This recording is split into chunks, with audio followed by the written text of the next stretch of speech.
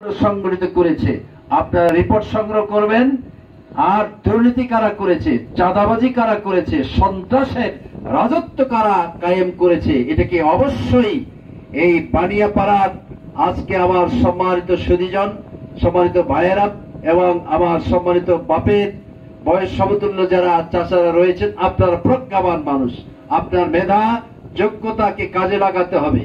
আর যাতে করে বাংলাদেশের জমিনে কোন দুষ্ট চক্র, কোন চাঁদাবাজ, কোন টেন্ডারবাজ, কোন সন্ত্রাসী আর কোন কি নেশাখোর, মদখোর যারা নীতি নৈতিকতাকে বিবর্জিত করে বাংলাদেশকে অকার্যকর একটি রাষ্ট্র বানাতে চায়, তারা যাতে আর ক্ষমতার মস্তদে বসতে না পারে, এই জন্য সম্মানিত বানিয়াপাড়ার খুলি বৈঠকের সম্মানিত লোকদেরকে, ভাইদেরকে, চাচাদেরকে আমি উদাত্ত আহ্বান জানাতে চাই।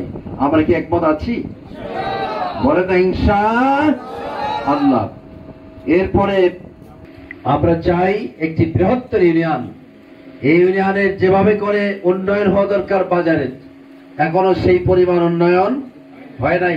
কাঁচাপট্টিগুলো আমি দেখেছি, কাঁচাপট্টিগুলোতে আলোভালো করে দোকান বসেছে, যেখানে রাষ্ট্রের অসংখ্য টাকা, এই টাকা যদি তসরুপ না হতো, বিগত আওয়ামী লীগের সময়ে 26 লক্ষ হাজার কোটি টাকা দেশ থেকে পাচার হয়েছে, হাজার হাজার টাকা দুর্নীতি হয়েছে, যার কারণে আমরা কিছু পরিমাণ উন্নতি দেখেছি, কিন্তু বেশ কিছু পরিমাণ আমাদের দেশ থেকে অর্থ পাচার হওয়ার কারণে এ সকল গ্রাসরুট লেভেল পর্যন্ত বাজারগুলো সেই পরিমাণ উন্নত হয় নাই।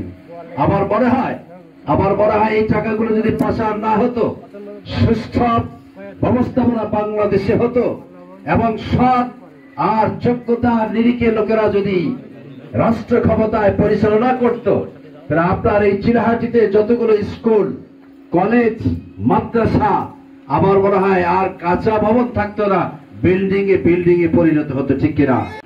আমরা 54টি বছর দেখেছি একের পর এক প্রশাসকের পালাবদল হয়েছে, একের পর এক দল বদল হয়েছে, দেশের মানুষের শান্তির পরিবর্তে তারা অশান্তি সৃষ্টি করেছে। যারা পার্লামেন্টের সদস্য হয়েছে, এমন কোন পার্লামেন্টের সদস্য দেখাতে পারবেন না যে 5 বছর ক্ষমতার আগে যে পরিমাণ সম্পদ ছিল 5 বছর পরে সেই পরিমাণ সম্পদেই আছে, এরকম এই 54 বছরের কোন পার্লামেন্টের সদস্য দেখাতে পারবেন না। কি বলেন?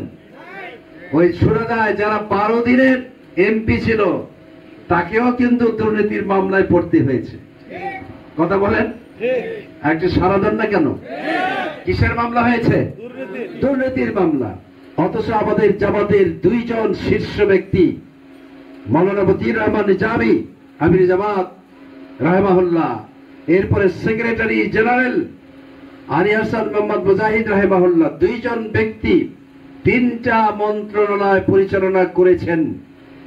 যে মঈনুদ্দিন ফখরুদ্দিনের সরকার এসে শেখ হাসিনার বিরুদ্ধে দুর্নীতির মামলা করেছেন, শেখ বেগম জিয়ার বিরুদ্ধেও মামলা করেছিলেন, কিন্তু আমাদের 2 জন মন্ত্রীর বিরুদ্ধে তন্ন করে ফাইল খোঁজার পরেও 2 জন মন্ত্রীর 2 টাকার দুর্নীতির খতিয়ান খুঁজে পাওয়া যায় না। বলেন না আলহামদুলিল্লাহ? কারণ বাংলাদেশ জামাত ইসলামী, শাহবাজ বাইনগণ যেভাবে করে জীবন যাপন করেছেন, আল্লাহ তাআলার এই জমিনে আল্লাহকে সাক্ষী রেখে তারা এই রাজনীতির ময়দানে আল্লাহর সন্তুষ্টি অর্জনের জন্যই এই রাজনীতি করেছেন।